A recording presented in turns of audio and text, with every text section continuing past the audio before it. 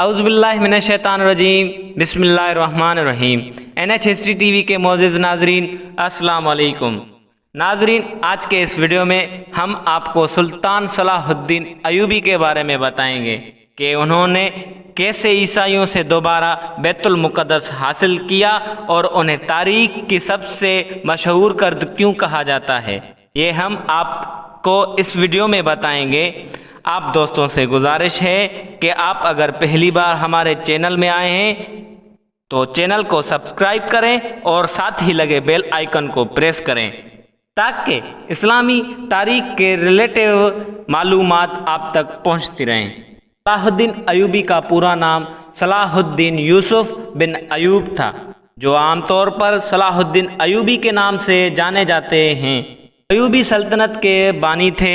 وہ نہ صرف تاریخ اسلام بلکہ تاریخ عالم کے مشہور ترین فاتحوں حکمرانوں میں سے ایک ہیں۔ وہ 1138 عیسوی میں عراق کے شہر تکریت میں پیدا ہوئے۔ ان کے زیر قیادت ایوبی سلطنت نے مصر، شام، عراق، حجاز اور دیار باکر پر حکومت کی۔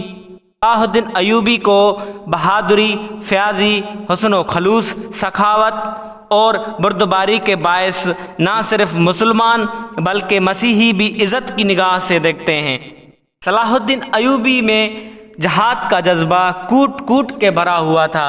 صلاح الدین ایوبی کی زندگی کا مقصد اول یہی تھا کہ بیت المقدس کو عیسائیوں سے آزاد کروایا جائے۔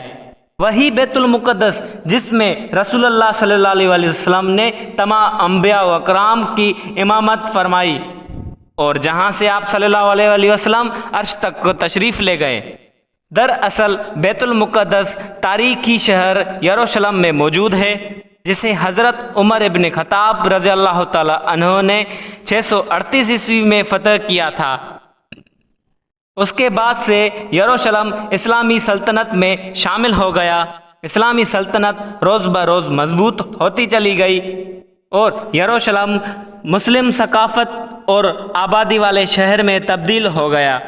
لیکن مسلمانوں کے خلیفہ نے تمام مذہبوں کو بیت المقدس میں آ کر طواف اور زیارت کرنے کی اجازت دے رکھی تھی اور یہ اعلان کیا گیا تھا کہ اگر یہودی یا اسرائیل زائرین یروشلم میں کچھ دن قیام کرنا چاہیں تو اس کی بھی اجازت ہے۔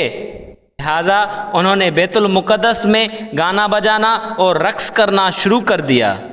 اس وقت اسلامی ریاستی سلجوق ترک کے ہاتھوں میں تھی، لہذا سلجوقوں نے عیسائیوں سے گزارش کی کہ وہ بیت المقدس کے تقدس یا ان کے پاکیزگی کا خیال کریں اور اس مقدس شہر کا احترام کریں، ورنہ ان کے خلاف سخت اقدامات اٹھائے جائیں گے۔ اسی دوران ایک عیسائی زائرین پیٹر نے من گھڑت کہانیاں اور عیسائیوں کو اس بات کا یقین دلایا کہ مسلمان ان پر ظلم اور تشدد کر رہے ہیں۔ اس نے اپنے ساتھیوں کے ساتھ برطانیہ، جرمنی، اٹلی، یونان اور تمام بڑے بڑے یورپی ممالک کا سفر کیا اور عیسائیوں کو مسلمانوں کے خلاف اکسایا۔ 1095 عیسوی میں عیسائی پوپ نے فرانس میں ایک کانفرنس منعقد کی جس میں عیسائیوں پر زور دیا گیا کہ وہ اٹھ کھڑے ہوں اور یروشلم کو مسلمانوں سے آزاد کروائیں۔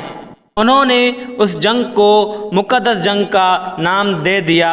اس دوران تمام یورپ میں ان افواہ پھیلا دی گئی کہ حضرت عیسیٰ علیہ السلام دوبارہ نازل ہو کر عیسائیوں کے ساتھ مصائب کا خاتمہ کریں گے، لیکن ان کا نزول اسی ہی وقت ہوگا جبکہ یروشلم کا مقدس شہر مسلمانوں سے آزاد کروایا جائے گا۔ اس افواہ نے عیسائیوں کی مذہبی جوش میں بے پناہ اضافہ کر دیا۔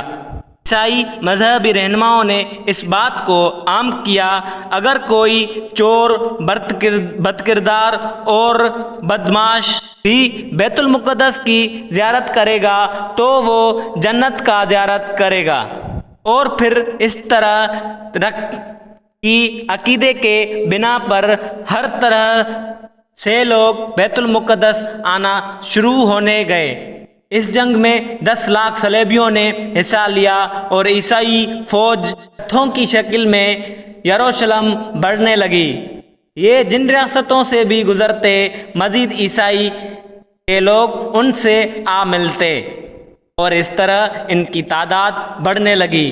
تقریباً پورا یورپ ہتھیاروں سے لیس جوش و خروش کے ساتھ بڑھ رہا تھا۔ جب یہ یروشلم پہنچے تو ان کا سامنا سلجوقیوں سے ہو گیا، لیکن 40 دنوں کے بعد سلجوقیوں نے ہتھیار ڈھال دیے اور عیسائی یروشلم میں داخل ہو گئے اور مسلمانوں کے خون سے ہولی کھیلی گئی۔ تاریخی کتابوں میں یہ لکھا ہے کہ یروشلم کی گلیاں ٹھکنوں تک خون میں ڈوبی ہوئی تھی۔ پورے شہر میں مسلمانوں کے لاش بکھرے ہوئے تھے، اور شہر کو فتح کرنے کے بعد عیسائیوں نے پوپ کو یہ خبر دے دی کہ ہم نے شہر کو فتح کر لیا ہے اور ہم نے مسلمانوں کا اتنا خون بہایا ہے کہ جب ہم حضرت عیسیٰ علیہ السلام یا سلیمان علیہ السلام کی عبادت گاہ میں داخل ہوئے تو ہمارے پاؤں مسلمانوں کی خون میں ڈوبے ہوئے تھے۔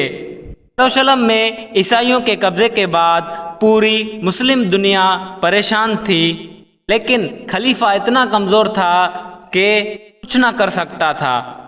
جلد ہی یروشلم پر قبضہ کرنے والے عیسائی فوج کو پورے یورپ کا سہارا مل گیا۔ فلسطین، شام اور اردن پر بھی قبضہ انہوں نے کر لیا تھا، لیکن ہر عروج کے ایک زوال ہے۔ لہذا حالات نے اس وقت کروٹ لی جب سلطان صلاح الدین ایوبی مصر کے حاکم بنے۔ 1186 عیسوی میں عیسائیوں کے ایک فوجی جتھے نے ریگنولڈ کی رہنمائی میں مدینہ پر قبضے کے غرض سے حجاز مقدس پر حملہ کر دیا۔ لہذا صلاح الدین ایوبی ایک لشکر لے کر فوراً ریگنولڈ کی تعاقب میں نکلا۔ حططین کے مقام پر دونوں آمنے سامنے ہو گئے۔